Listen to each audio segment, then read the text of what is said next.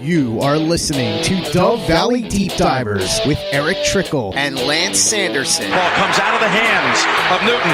It's on the ground, picked up by T.J. Ward at the 4-yard line. Vaughn Miller did it again. On Overtime Media. And it looks like we're live.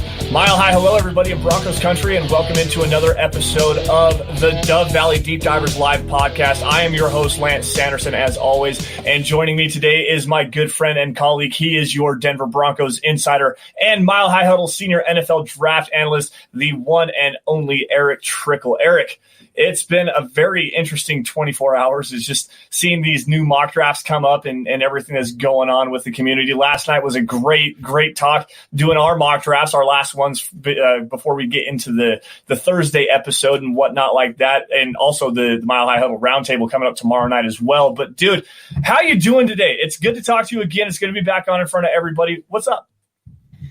Not much, man. I'm just sitting here trying to keep my cool because I see Brian Greenfield in the comment section already triggering me with about Henry Ruggs. But yeah, I'm doing good, man. Just super excited. Going to be having Taco Bell for dinner. Unfortunately, that's like the only place nearby. But we're getting Dairy Queen. Hey, so it kind of balances out. Yeah, get you that Blizzard, dude. I'm telling you. I said get the 6-pack of Doritos Locos Supreme Tacos and a mint chocolate Blizzard, and that's the key dinner right there, dude. Mint and chocolate does not go together. Are you kidding me, dude? Mint no, and chocolate does not go together. No. I'm going with my normal cookie dough Blizzard. Okay, I can get behind that too. That's all right. I like the double fudge brownie one as well. But anyways, today, guys, we are breaking down Chad Reuters' new 7-round mock draft on NFL.com, and it's shall we say, controversial. I know that Erick doesn't feel very good about it. I hate it. I absolutely hate it. And as I'm looking through the comment stream before we get going live, there's just so many people that absolutely hate this mock draft, calling it a worst case scenario, a big pile of garbage. Like, how do these people get paid to do what they do? But still, I mean, it's just another person's opinion. We're right up there. It's a good way for people to get clicks. It's a good way to generate conversation and stuff like that. And that's what we're going to do. We're going to break this down. We're going to tell everybody, the players that we might have picked over the top of some of the guys that Chad Reuters picked and whatnot like that. But first, a couple quick matters of business here. You can follow us both on Twitter. You can get at me at Sanderson MHH and for Erick at Erick Trickel. Notice the CK in Erick. Real quick, every time you say you notice a CK, I always want to say notice the EL at the end. Yes, the EL as well. It's not LE, it is EL. You can follow the show at DVDD_pod. Make sure you guys are following at Mile High Huddle. It's the mother account. It is the one where you get your breaking news analysis, insider articles, good film breakdowns, stuff like that on your Denver Broncos. And also, if you get a chance, I'm not going to find the card here to pull it up, but if you get a chance, head on over to huddleuppod.com. Go get you guys a new hat. There's some T-shirts, tanks, got a coffee cup coming soon from the sound of it, a hoodie. I mean, get yourself some swag, support the show, do whatever you can. And also, if you're on the stream right now, make sure you click the like button. Like it, share it, get it out to as many people as you possibly can, because that is simply the easiest way to support our show. Literally, it's the easiest way to do it. This is the Overtime Podcast Network. Now, Erick, we've got some super chats coming in. We'll get to those here in just a minute, but I want to get your opinion on the number 15 overall pick that Chad Reuters made for the Broncos, and it's one that I absolutely cannot stand, with the linebacker Kenneth Murray out of Oklahoma at number 15 overall. This is terrible, in my opinion. I mean, you're leaving Jerry Jeudy on the board. Jedrick Wills is there. Javon Kinlaw is there. I wouldn't necessarily go Justin Jefferson at 15 or a guy like Denzel Mims. Or I could see that, but to leave Jerry Jeudy on the board, Javon Kinlaw, I mean, even Xavier McKinney. Are you kidding me? To go with Kenneth Murray out of Oklahoma? This is worst case scenario in my mind. So, real quick, hey Stu, hey Glenn, how you guys doing? See you guys. Yes, hello everybody. So, hello everybody. And then the whole thing with taking Kenneth Murray is, so Nick Kendall absolutely hates Kenneth Murray. He doesn't like him whatsoever. I think that it's something like probably Kenneth Murray like poked him in the eyes or something like back in school. I don't know, but he absolutely hates him, and I like him a little bit more. I think that there's a little bit more coverage upside than a lot of other people do. But at 15. No way. Like, I don't think that the value's there. I liked him better. I like him better than Devin Bush, and Devin Bush had a second-round grade for me. And the play that we saw from him last year was worth that because he was terrible in coverage. So I'm not going Kenneth Murray here. Like, I just don't like the pick at all. I think that he's a very good run defender, but the linebacker class, I think, is a little bit better than what a lot of other people think. And I think that you can go get a guy who's a lot better in coverage than Kenneth Murray is, who may not be as good against the run, but I'm fine taking that hit there a little bit because you have Alexander Johnson and Todd Davis already on roster. So the way I would be going with this, and as you said, is that I kind of did my own little mock draft with this, just going off with how other things fell. And I'd be going Javon Kinlaw here. I mean, he's just the guy that if the top two receivers are gone in Henry Ruggs and CeeDee Lamb for the Broncos, then Javon Kinlaw is the way I'm going at 15 if I can't trade down. I mean, there's nothing wrong with boosting his strength. I mean, Shelby Harris is on a 1-year deal. Mike Purcell's on a 1-year deal. Go get Kinlaw, let him develop, and let him either start this year over Shelby Harris, who I think is better in a sub role, by the way, or let him develop with Shelby Harris starting opposite Terrell Casey, and then you can go put Javon Kinlaw in the start of things over that. I mean, like, I don't know. The Kenneth Murray just makes absolutely zero sense. It's not even the worst case scenario kind of thing because there's still a lot of talent left. Yeah, well, it's not a worst case scenario because there's players that went before the Broncos got a chance to pick. This isn't like we're picking 1920 where the top 4 offensive tackles gone, the top 4 wide receivers are gone. You've got all the top 4 quarterbacks that are gone. Not that the Broncos need to do that. C.J. Henderson, Jeffrey Okudah, potentially Kristen Fulton might be gone at that particular point. But still, it's just like.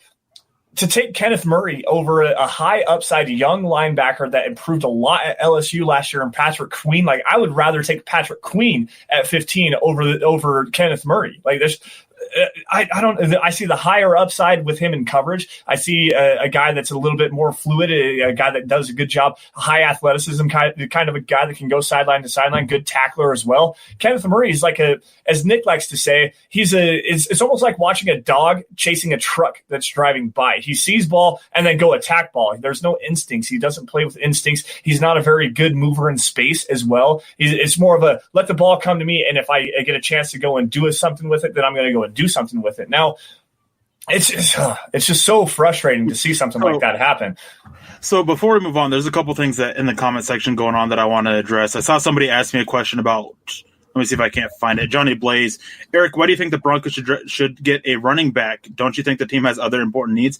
I do, but here's the thing: is Melvin Gordon has serious injury history. Philip Lindsay has two, and don't get me wrong, Philip Lindsay's good, but he has that wrist issue that still bothered him this last season.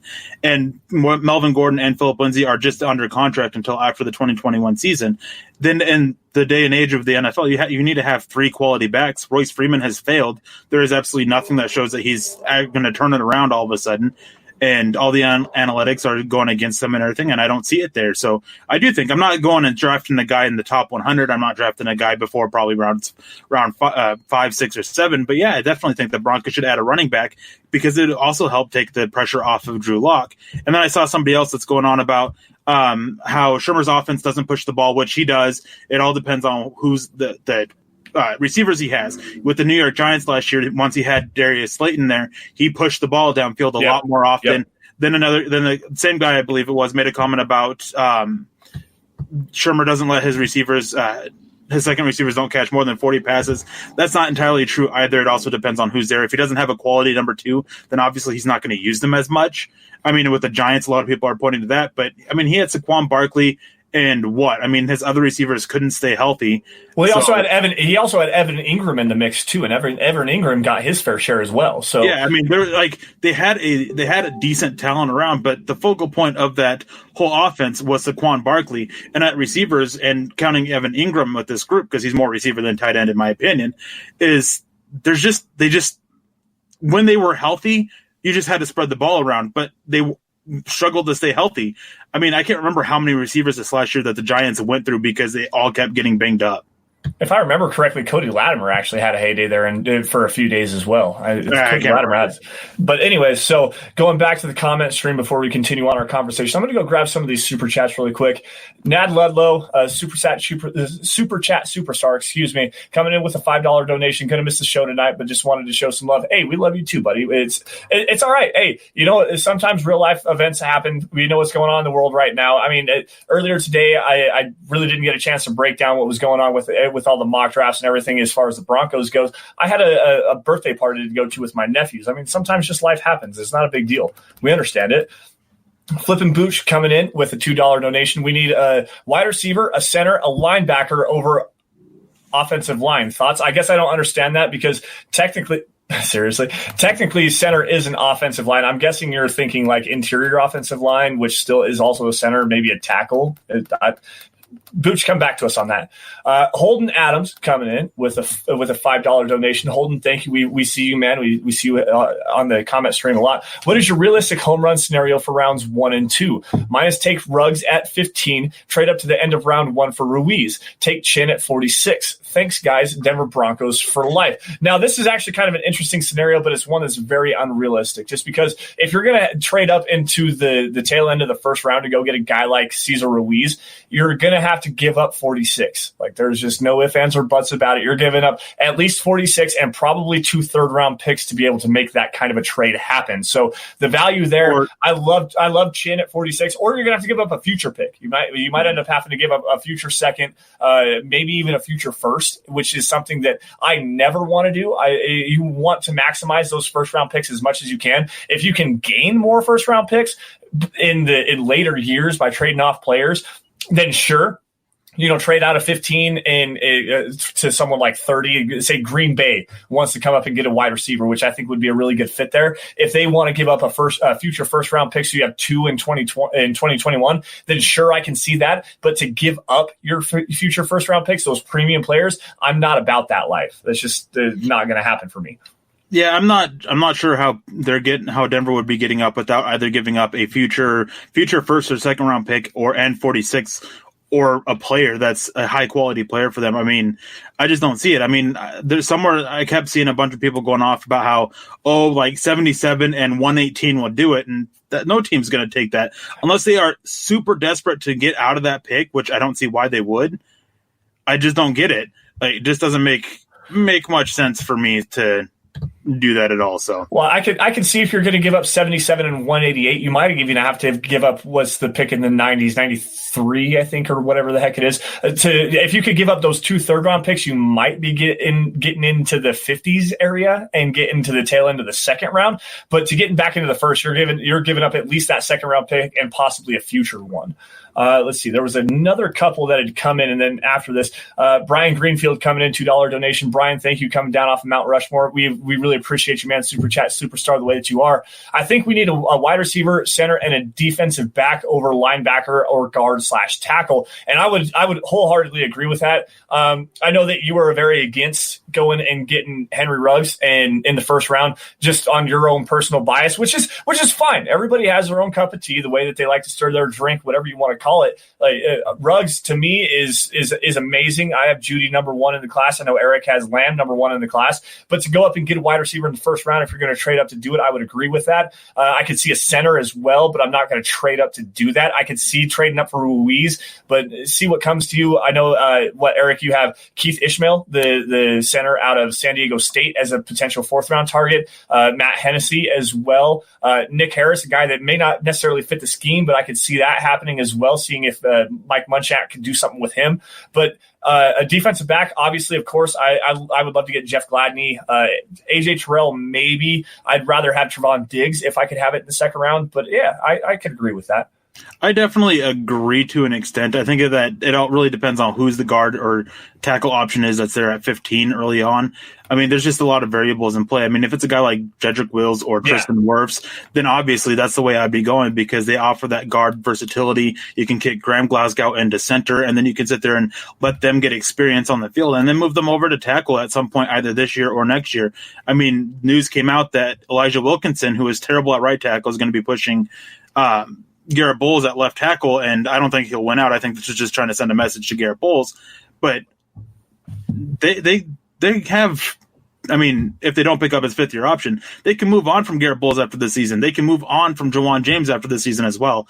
So I definitely think that it really just depends on how things fall. On paper anyways, I do agree a little bit. Yeah. Coming back to the wide receiver 2 conversation really quick before we get going on here. Derek Bard coming in as a $5 super chat. Thank you, Derek. We appreciate you for joining us today. Shermer uses a wide receiver 2 for about 40 catches a year. Why spend a blue chip pick on a position that is going to be underutilized? Lots of speed in the second or third.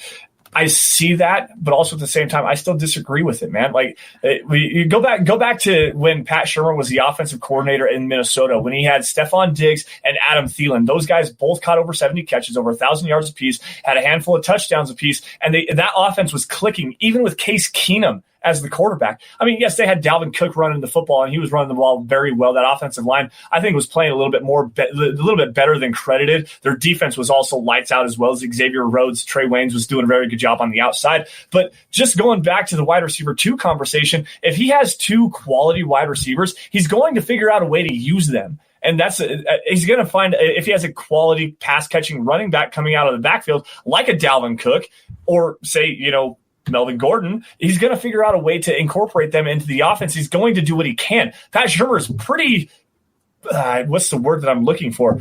Pretty innovative. He does a lot of different things. He's not going to stick to the same bread and butter stuff like a Gary Kubiak would. He's going to be a lot more on the innovative side, and he's going to figure out a way to use someone like that. Now, Eric, we're going to get back to the mock draft here from Chad Reuters. Yes. I want to address that.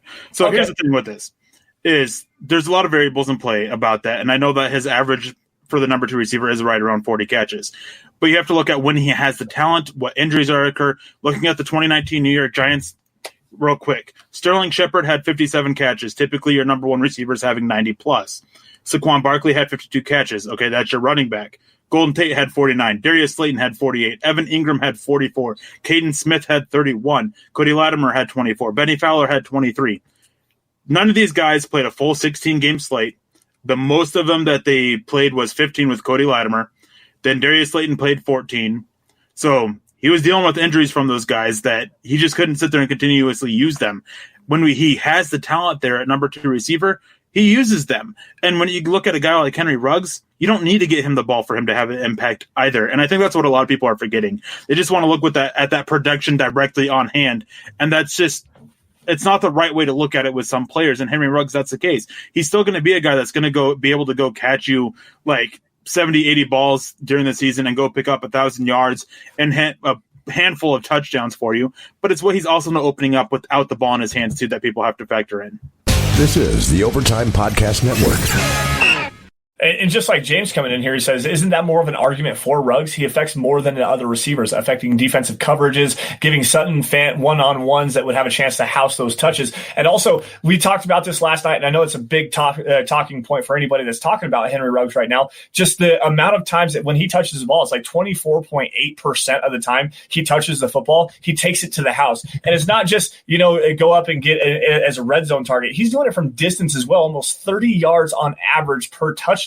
There's a lot of juice to that. Like, I can see that. Now, to get onto this mock draft just a little bit, the second round pick, the Denver Broncos, or Chad Reuters has the Denver Broncos taking A.J. Epinesa, the defensive end out of Iowa. And I want to say defensive end, but they really list him as an edge. But as far as an edge is concerned for the Broncos, he's not going to be that Von Miller or Bradley Chubb kind of role. They're going to slide him inside. He's going to play a true defensive end in a 3-4 system. And when the Broncos do go into sub packages, he'll play that 5/7 technique where he's going to line up inside guard or tackle shoulder, and he's going to rush the passer from the interior. He has the size and length to be able to do so. I really liked this pick just because of the value. There's an extreme value. Earlier in the offseason, when Epinesa was coming up in the early draft process, there were a lot of people calling him a top 10, 15 pick in this class. Then he bombs the combine, doesn't test athletically well enough, but still at the same time, there's a lot of talent there. I love his hand play. I like the way that he uses his leverage and strength to affect the interior of the pocket. He could be a huge add for this Broncos defense, especially if they miss out on Javon Kinlaw in the first round. Yeah, I don't mind the A.J. Epinesa pick. I mean, he's a guy that's going to come in as a 5 tech in the Broncos scheme for it, and I'm perfectly fine with that. I think that's where he's best suited anyways. I do wish his explosion rating was a little bit higher. Yeah. I don't care about his overall 40 time. I care about the 10-yard split. That's the number that people should care about because that's what matters most when you're looking at defensive linemen, not that overall 40. But I still like the pick, but I think that with looking at who else is available, with me, I would have gone Matt Hennessy here. I mean, you go get yourself a guy who can start at center day one, fits the scheme, smart guy that just round out your interior offensive line unit with Dalton Reisner, Matt Hennessy, and Graham Glasgow, and you're fine. You call it good, and you can move on. And then at 77, he went with Troy Pride here, and I'm sitting here. I was looking at who left was available, and I was actually absolutely shocked. He had my number one rated safety, and I don't know what it is with Chad Reuters. Most people I've spoken to has Xavier McKinney as their number one. And here we are at 77, and Xavier McKinney was still on the board. So, of course, instead of going Troy Pride, who I like, but I think this is a little bit early, I'm going Xavier McKinney. You guys go. You just got yourself a versatile defensive back that can drop down and play the slot as well as playing in the box and playing deep. Well, I noticed that the last time that Chad Reuters did it was about a month ago, I think, when Chad Reuters did his last 7-round mock draft. He had Xavier McKinney is still available in this area as well. And I'm like, seriously? And I think I brought that up to you in our group chat with Nick and Carl was, why is Xavier McKinney not getting any love from Chad Reuters? I don't understand that at all. And to kind of bounce off of that, he's definitely undervaluing the safety class if you look at what he has with Ashton Davis. Ashton Davis, the safety out of California, a lot of people are saying he could be a fringe like tail end of the first round, second round pick, maybe at the very latest in the third round. He has Ashton Davis at 193 in the sixth round. It's insane the way that he is undervaluing this safety class this year. But yeah, I mean, Troy Pride, I would have went with either Ashton Davis or Xavier McKinney. McKinney would be the guy that I really would have went with, but I would have been okay with Ashton Davis there as well, even with Justin Simmons in the fold. Going back to the super chats here, Brian Greenfield stepping back in with another $10 donation. Brian, thank you, dude. We appreciate it, man. Ruggs was very good against press and physical corners at the college level. Doesn't that worry you guys? I'm scared about that pick. I'm not sure what you're saying there. I hope he goes to the Raiders. I would hate it if he went to the Raiders. And I think what you're saying is he wasn't very good against press and physical corners. He added that correction in chat. Okay, I apologize about that. So I see that, and we talked about this just a little bit last night with teaching guys to get off the line of scrimmage. That's a coachable issue. The hand fighting, the hand placement, the punch, it rip swipe moves and stuff like that. So just to give you kind of an example here, rip across your face and swipe and then shimmy outside and go. That's an easy way to teach somebody how to do that. Like it's a lot easier, especially with a stutter step and a quick acceleration burst that Henry Ruggs has. If you teach him the technique, he will be so much better against press coverage. And especially if he's going to play in the slot, like I figure he would do with the Broncos a lot of the time, he's not going to play against press coverage. He's going to be playing off ball. He's going to get a safety or a nickel cornerback somewhere off the ball a little bit, and he's going to be able to work it with, and then especially use his speed with Shermer developing plays and scheming plays for him in the slot, utilizing that speed, misdirections with him as well. Why would you say no to that? So if you want to see what Ruggs can do against press, turn on his tape against LSU when he was matched up against Christian Fulton and basically got off the line at will against Christian Fulton's press. Yep. He was considered one of the toughest pressers in the draft. He definitely has the potential there. I think people are underestimating his ability against the press and overrating his inability there just because of a few times he does have some issues. He does have inconsistencies there, but it is something that he has shown the potential to do and against one of the best press coverage corners in the draft. So that's something that I'm not worried about it. Yeah, I'm not really worried about it either. That's, like I said, it's a coachable issue. You can't teach speed. You can't teach acceleration. You can't teach good hands. I mean, you can work on hands and work on concentration and stuff like that, but he has just natural, smooth, pass-catching hands. You can't teach that. Stu McPeak coming in off of Mount Rushmore. Stu, we see you, dude. We appreciate it. Everything you do for us at Mile High Huddle, not only here building the Broncos with the Huddle Up podcast, we appreciate it, man. Thank you for joining us once again tonight. So, Stu, I think it's safe to say that you have definitely replaced Lance's face on Mount Rushmore for Mile High Huddle. So, no doubt about that. Well, I like the skyline picture in his avatar, but at least we get to see my face. It might not be the prettiest face to look at, but at least we get to see mine. Oh, I was just getting ready to go there. At least we don't have to deal with his face on the MHH Mount Rushmore anymore. It's kind of hard to look at. All right, so let's just rapid fire the rest of this off here really quick. I'll give you some chance to review your takes and just some players that you would have taken over some of the guys that he's taken. We were at Troy Pride Jr. The next pick was Michael Pittman Jr. out of USC. I hate the pick, absolutely hate it. I would rather have like a Donovan Peoples-Jones there. It's just the Broncos are looking for more speed. I like Pittman, just not for the Broncos. It just doesn't fit to me. Then he goes Jonah Jackson, interior offensive lineman from Ohio State. My initial reaction was, meh, okay, you got a quality guard prospect. It's a scheme fit, but whatever. It doesn't move the needle for me. Joe Reed, the University of Virginia wide receiver. My first thing was, who is that? I have no idea who this guy even is. Like, Erick's the senior draft analyst. I'll get his take here in just a minute, but who is that guy?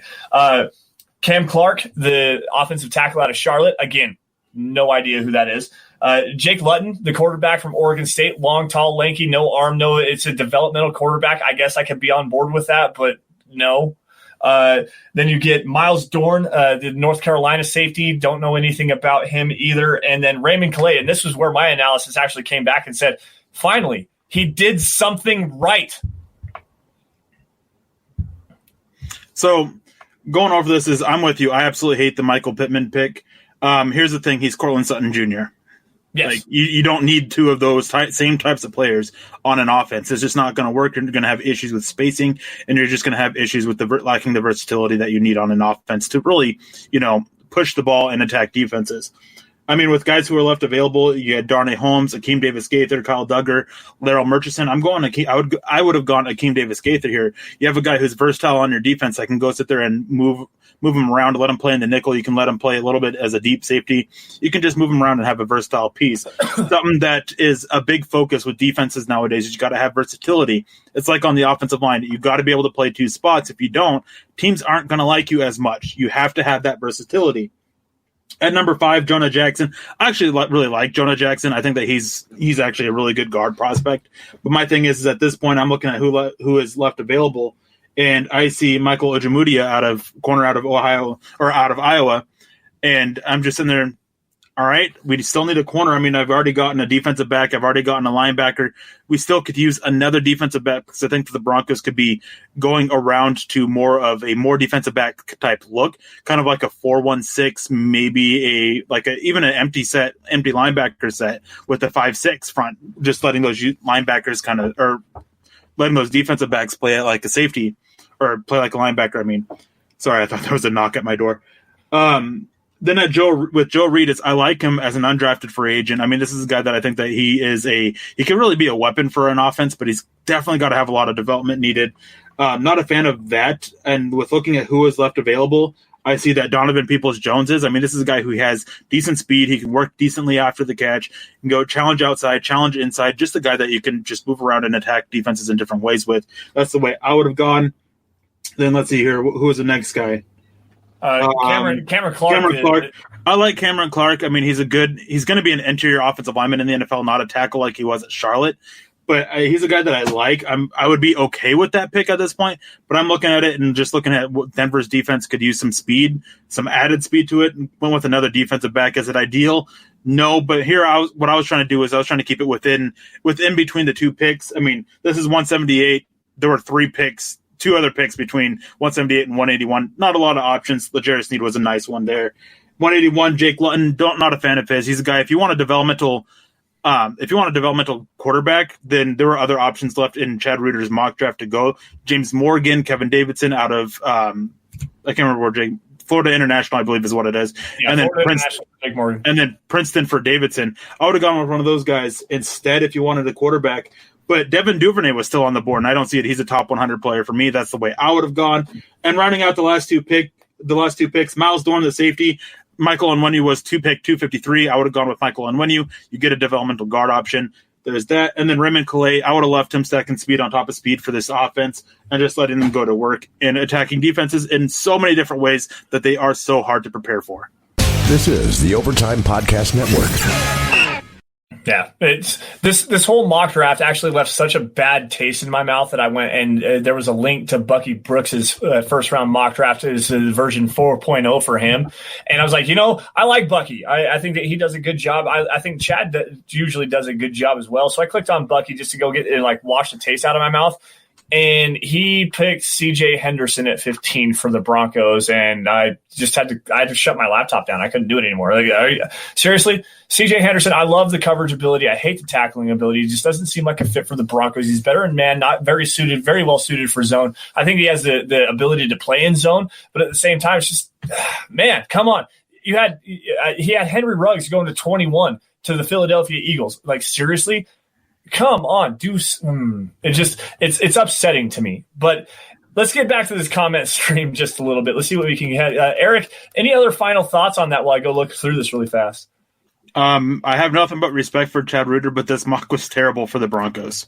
Yeah. It really screamed to me that he was just a guy. There were a few teams that he had in mind. And here's the thing, too, that I don't envy the job that he has to do. He has to go and create a 7-round mock for all 32 teams. Yeah, that isn't easy to do. I've tried multiple times, and by the time I hit rounds 5 or 6, I'm done. I'm so exhausted mentally from it that I'm just done. So I don't want to fault him too much for having these issues or these problems within his mock, as I get it. But it's come on, man. It's not hard to make it a little bit better. Yeah, it absolutely is. There's a super chat that's coming in, but I want to grab this question really fast from Robert Caslow. This is a very good question, especially if you're trying to learn about schemes and stuff like that. What is the difference in defensive line technique? Example, 3-tech versus 5-tech. A lot of that is actually, it's specifically on the defensive line. It's their alignment. So it moves from inside to out. So you have your 0-tech is your typical nose tackle. He's lined up directly on the center. You have your 1-tech who is lined up between center and guard, and sometimes they'll shade either way. Then you have 3-tech lined up over guard, 5-tech between guard and tackle, 7-tech directly over tackle, and then a wide 9. So it's odd numbers, but a 5-tech, and there's different alignments for that as well. You can have a 3-eye, so a 3 would be straight up over the guard, eye, inside shoulder, and line up there. You have a 5 technique or a 5-eye. Eric, go ahead. So your 0 technique, to put it, is lined up straight on the center. Then your 1 technique is in that gap, the A gap between the center and the guard. Your 2 technique is straight up on the guard. Your 3 technique is he's kind of on the outside shoulder of the guard, kind of into that B gap. Then you have a 4-eye, which is your 4 interior. He's kind of lined up on the interior shoulder of the tackle, with a 4 technique kind of lined up straight on with the tackle. 5 technique is on the outside shoulder of the tackle. Then you have your 7 technique, which is typically way outside of the tackle, kind of attacking that C gap, typically lined up on the inside shoulder of the tight end. Then for some reason, don't know why, 6 technique, it comes after the 7 technique. That's face on with your tight end. Then your wide 9 is outside the tight end's shoulder. And that's the biggest thing, is how you line up. And then that's where you kind of get into body types and athleticism and all that, and all these other traits with it that come in, like your 0 techniques. If you are more of a 2-gapping defensive front, and there's a difference between 1-gapping and 2-gapping, your 0 technique is you want a guy who's squatty, who can squat, be powerful, and just maintain both A gaps about that with controlling the guard or controlling the center. Then at your basically your 1, you can be a little bit quicker. That's typically more of a 1-gap scheme where you're just kind of shooting that gap. 3 gaps, again, is another thing. You typically see that, or a 3 technique is typically more of a 4-3 front. You typically have a 1 technique and a 3 technique for a 4-man front. And just in your base packages, that's the guy that's attacking the guard. He's typically a little bit more athletic, very quick, a guy who can sit there and cross the guard's face really quickly just to try and get pressure on the quarterback. Then when you get to your 4-5 techniques, those are guys like Derek Wolfe, a little bit more power to them, can hold up, but they have some ability to get after the quarterback on the outside.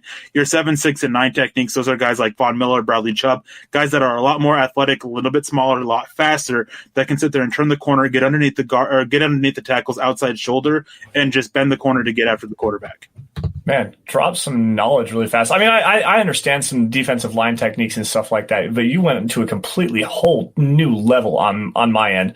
Like I said, 0, 1, 3, 5. Those are the ones that we typically talk about. You don't get into a lot of specifics like Eric went, but still, that's what you're really looking for. Now, to go back to our super chat really fast, Terry Randall comes in with a $5 donation from up north, showing that Broncos country is not not a geographic location. It is, in fact, a state of being. Speed, both sides of the ball. Hashtag state of being. Hashtag Super Saturday Sanderson. Hey, cheers, mate.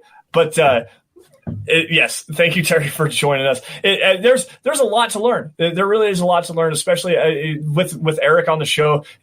Learning more about the prospects, learning more about what people do and stuff like that. There's a lot to learn on that. So, Erick, I do appreciate that. We're having him back in with another $2 donation. Speed, he says, with a bunch of exclamation points. All right, so we're at 35 minutes here, guys. We're gonna have to wrap it up and get out of here soon. Let's see, Erick, go ahead and actually let me go back to the comments. Just hold on for a second. I have a couple questions real quick. Go ahead. Yes. Robert Castle asks what about John Hightower? I really like John Hightower.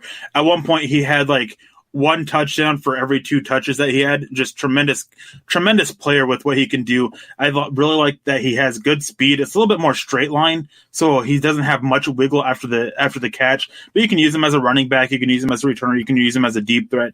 But I just think that he's a little bit more limited. He doesn't have that respectable speed that you really want from a true deep threat in the NFL. So I think that he's a guy that maybe you want more catching these quick screens and letting him go quickly or slants. But he definitely has the potential to be that deep threat for it. I like him a little bit. I like him somewhere around 4, maybe around 5, depending on how the board falls, especially when it comes to receivers. But I definitely think that there are a lot of limitations with him, and his hands are terrible, which is something that's very concerning for me. Bonham Beast asks, hey, Erick, any thoughts on your number 29 running back from Huntley? 29 running back Huntley from New Mexico State as a late round fit. I like him. I mean, he's a guy who can run tough between the tackles. I want to see him keep his head up a little bit more when he's running. He has a tendency to lower it, and just when you're looking at the ground, you can't see really which way's there, and he'll often run into the defenders instead of being able to see the hole and just be like maybe just keeping his head up.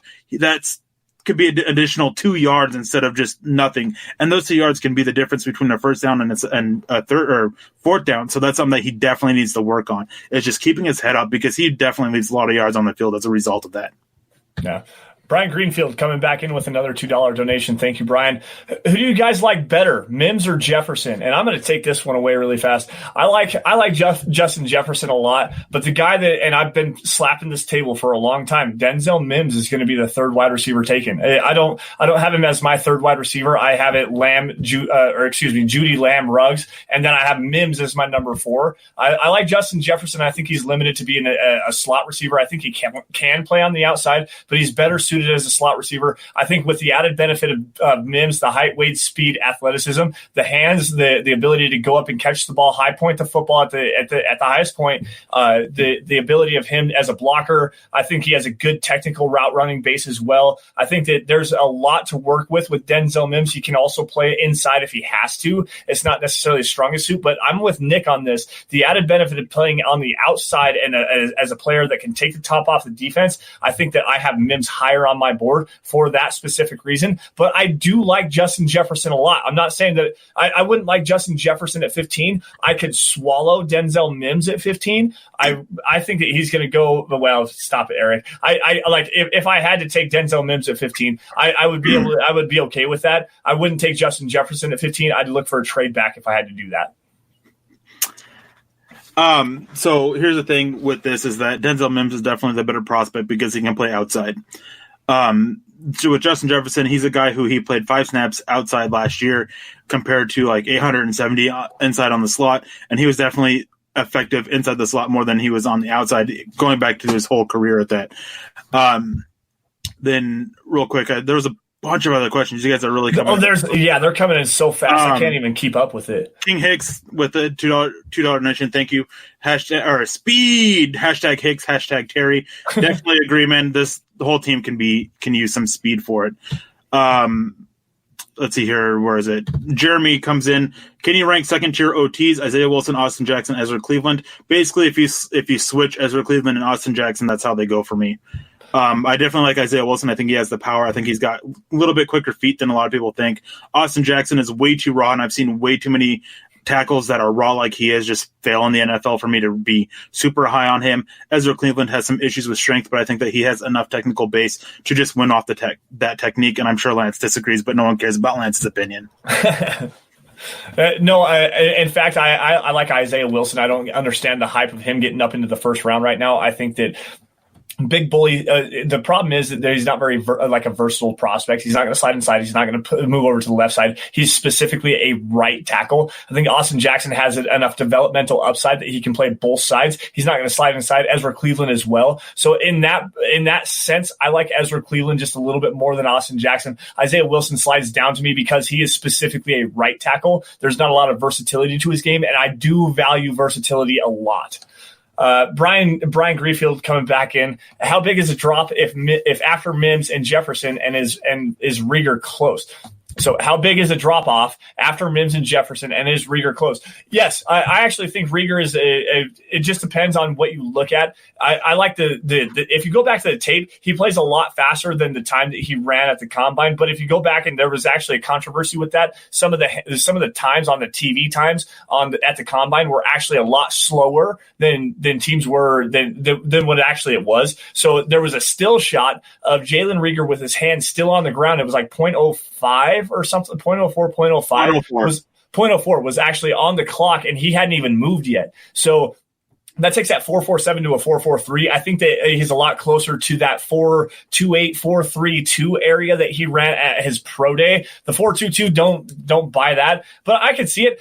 He's a lot speedier than he is. I think that there's a little bit of versatility to him there as well. He can play. He's a little bit smaller. I like the way that he jumps. He can go up and get the ball. I question his hands as well. I don't think he's a natural hands catcher. He has a lot of concentration drops. So there's some issues there as well. But if you want to look at him, I'm guessing tail end of round one. If a team like Green Bay falls in love with him, I would hate to see him go to Kansas City, but I'm guessing probably in the mid-30s is where Jalen Rieger goes. Justin Jefferson and Denzel Mims, to me, are first-round locks.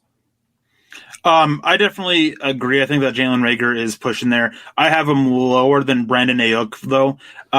Biggest thing for me, though, is the focus drops are a little bit of a concern, but they can be coached up. And there is some questions about his attitude. I mean, it was very obvious on the field when watching his tape that he was getting super frustrated with the quarterback play and just the offense in general, the other players around him. And I can, to an extent, I can get that, especially the quarterback play. But I mean, this is actually, it's still something that's going to be concerned. Like Emmanuel Sanders, there's a lot of issues with him when the things weren't going his way on offense, that he started causing problems that helped lead to him getting traded. So I think that that's something that you definitely have to vet. And I think that this was a hard, under the circumstances, that it was actually hard to really vet those issues with Jalen Rieger.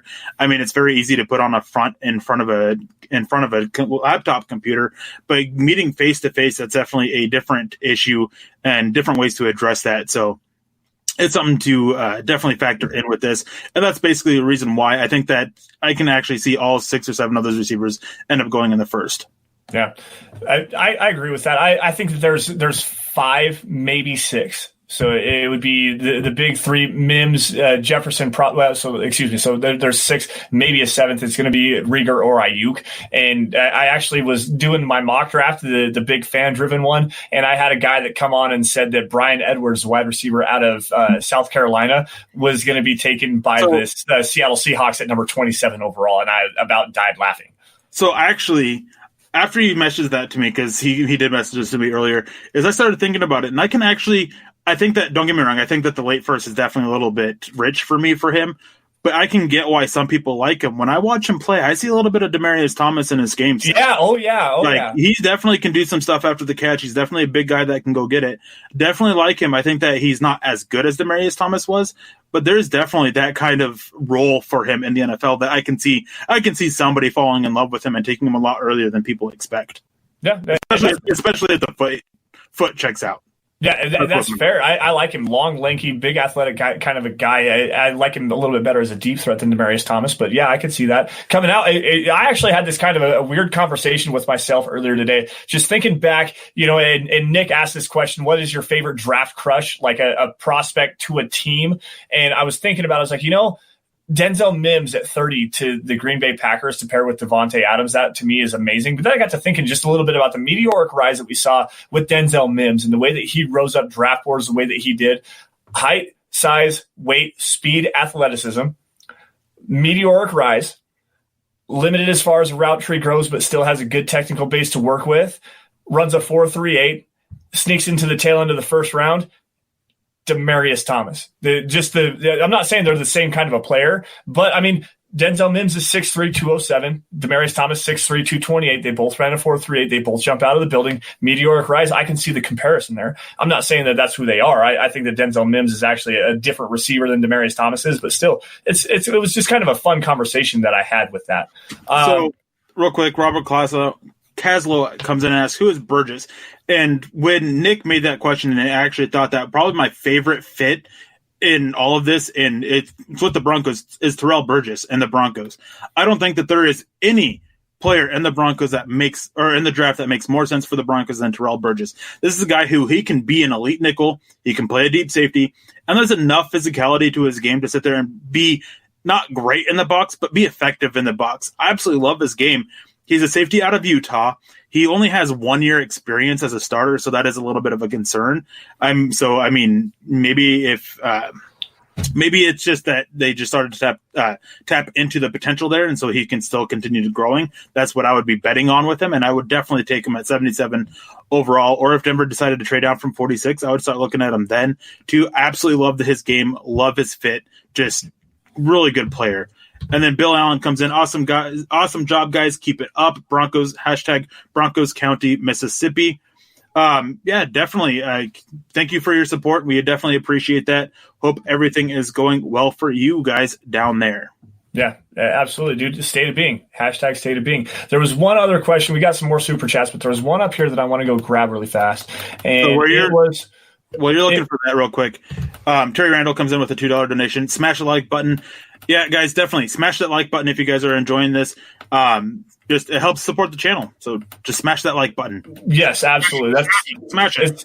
It's the easiest way for you guys to support us, to help us grow a little bit. Like I said last night, we are the youngest of the Huddle Up podcasts. So Dove Valley Deep Divers has only been going since about August. So, with any support that we can get, we appreciate you guys coming in. I'm not finding the card that I have, but I remember exactly what it said. It was a question. I apologize if for not getting your card pulled up here, but would you be willing to trade back from 15? Say you give 15 and 46 to the Minnesota Vikings for 22 and 25. It really depends on how the board is falling. If at that point CeeDee Lamb and Henry Ruggs are gone and Javon Kinlaw's gone, yeah, I would definitely look into it. I mean, you have a chance at getting either Denzel Mims, maybe Justin Jefferson, one of those guys there, or even Cesar Ruiz. You can be looking at one of the offensive tackles that might be there. I think that's actually a decent trade idea. I would try and do something around involving the third round picks. Yeah, maybe 15 and 2 third round picks to go and get those 2 picks.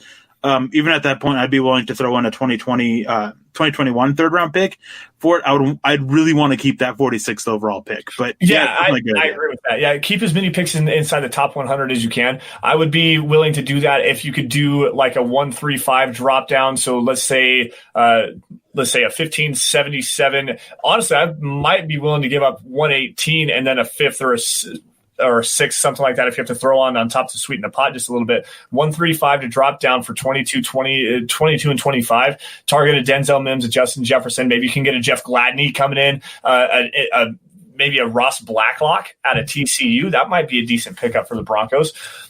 Going back to the conversation, though, Terry Randall coming back in with another $2 donation. Smash the like button. Please do. We appreciate you, Terry.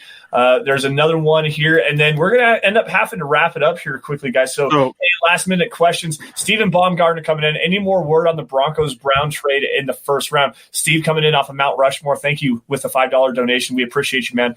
Any more word on the Broncos-Brown trade in the first round? Nothing that I've heard that's concrete. Eric, I don't know if you've heard anything from any of your sources yet. So here's the thing is that John Elway likes to know the value of moving up just in case things start to fall the way that he hopes they fall. So he's been making calls. The Browns were one of the teams he made a call to, not the only team he's made a call to. He's just checking value. And if a trade were to happen, I think that it'd be draft night. It's not going to be something that happens beforehand, but he's just getting, hey, if the board falls where you want to move down, what would it take? What would you be wanting for?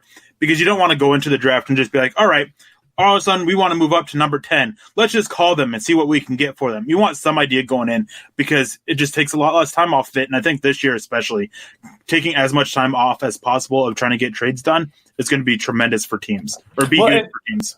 Well, and with something that you had talked about when this rumor first came out, and I was the first one to share it in our group chat. And then Nick wrote the article about it. Was that you had said that they have trades in place already with multiple teams, whether it's moves ups or moves down. There's a lot of conversation that goes on behind the scenes that nobody actually knows about. They're not leaking that kind of information. It depends on how the board falls. So, like, go back to when the Broncos picked Bradley Chubb, they already had a trade down with the Buffalo Bills, and the Buffalo Bills were targeting, I believe it was Josh Allen at the time, and the Broncos said, we will allow this trade down because we want to trade down and maybe go get like a Minkah Fitzpatrick, and that was the hyperbole, or that was a guess behind it. But the one player that they said we will trade down unless this player is available was Bradley Chubb.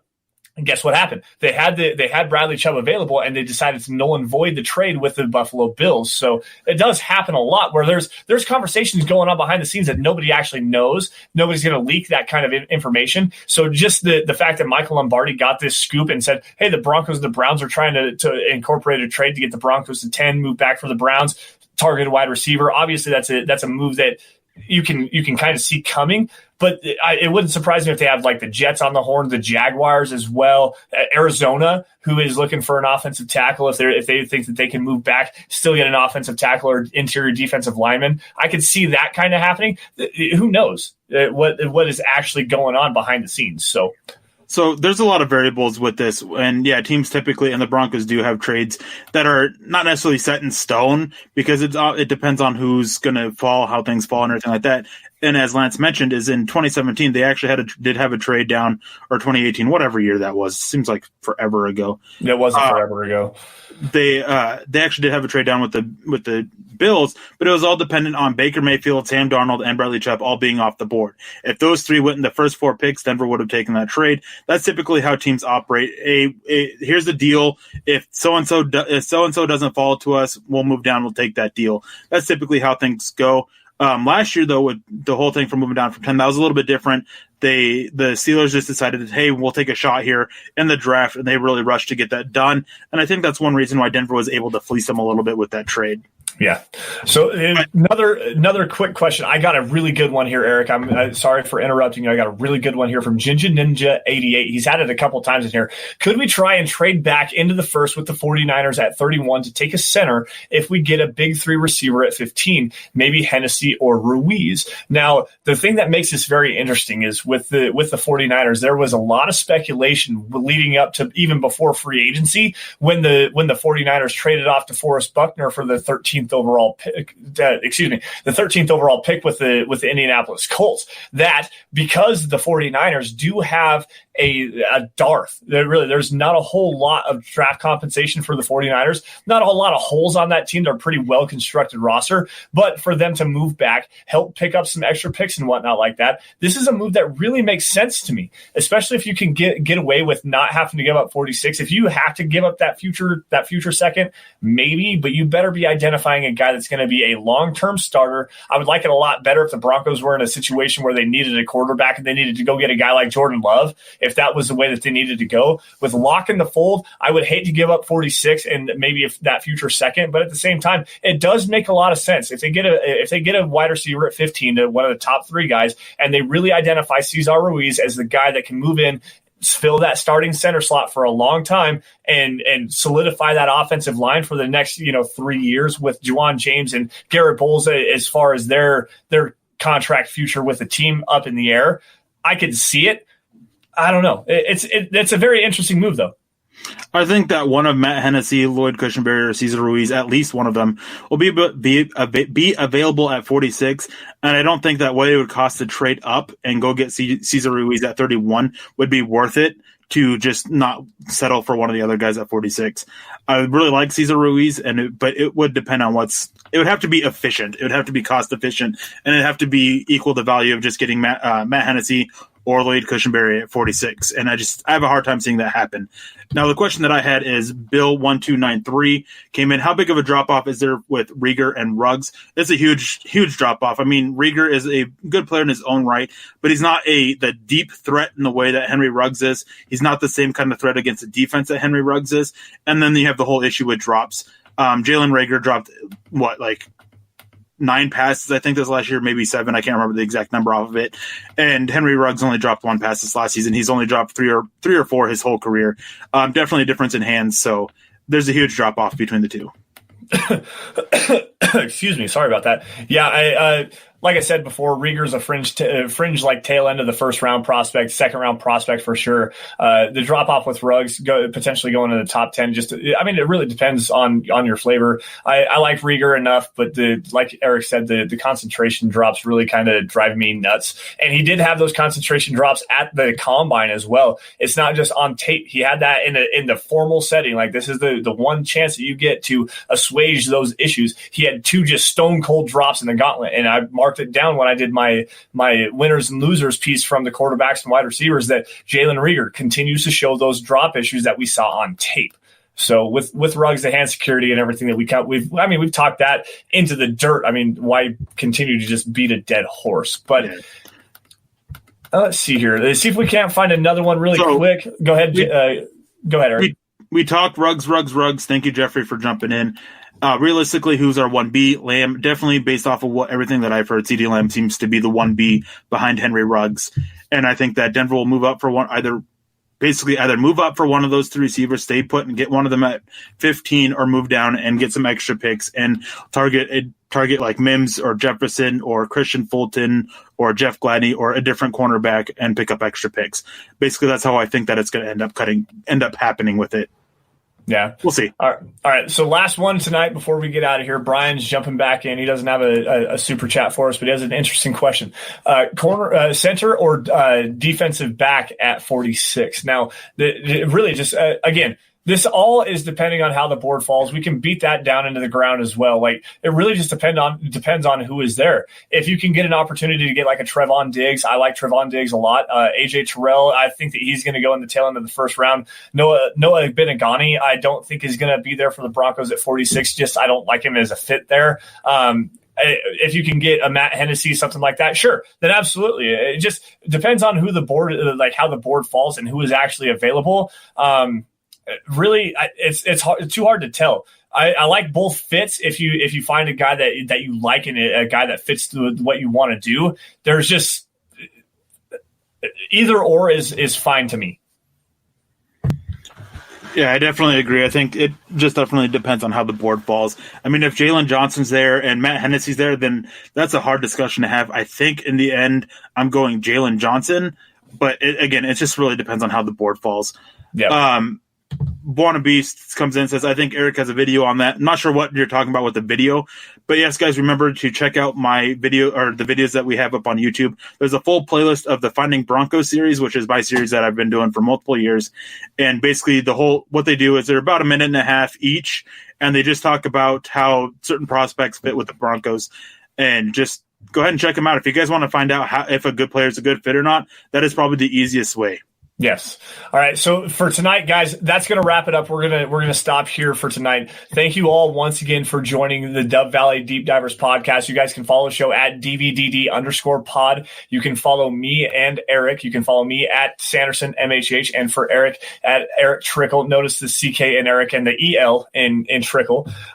Also make sure you guys are following at Mile High Huddle for instant news, updates, and analysis on your Denver Broncos, especially after the draft. I know that I have a lot of plans on doing some film breakdowns and stuff like that. Nick, Eric, Carl, all the guys are going to be doing some film breakdowns, how guys fit. This is a big time for the Broncos and making sure that you guys are up to date with everything that's going on in the NFL draft and stuff like that. Also, make sure you guys head on over to at Huddle Up Pod, get your swag on, get you a hat, get you a hoodie, t-shirt, something like that. Make sure you guys are hitting the like button, sharing it out to all your friends.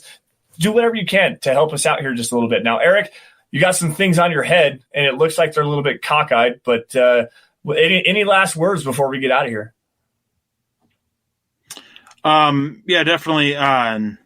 What's new? Hold on real quick. Disappointed. What's new says disappointed in that false Randy Moss comment from last night. Missed live. I don't know what false comment you're talking about. I mean, you can definitely go check it out. If you're talking about how he learned how to route run in the NFL, go check out a bunch of interviews. They're out there. They're on YouTube. But anyways, guys, yes, make sure you guys are leaving a like on your way out. Make sure you guys are smashing that like button. All that stuff that Lance said, go ahead and do that. Don't forget that tomorrow at 6:15 p.m. Eastern or Mountain Standard Time. I almost said Eastern. That's incorrect.